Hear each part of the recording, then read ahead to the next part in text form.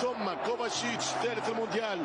حكيم زياش كرة على المرتدة، كرة ممتازة تمشي زياش يخرج كورتي، واليوم يلاعب السيتي كأس 2023 ضد ليفربول.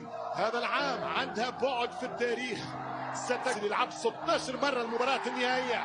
هناك فاول، ما فما شيء. ماذا يقول زياش؟ ينظر سيتي شير سيتي. لو تركز في اللقطة كورتو وكان افهم ماذا وصفتك يا ابن الارجنتين.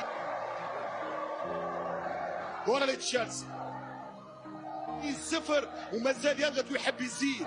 نحكي بالفريق الحالي، يمشي بالكرة انطلاق. دقيقة لعب في الشوط الاول 3-0. هافرتز زياش والدفاع ماونت في اليمين.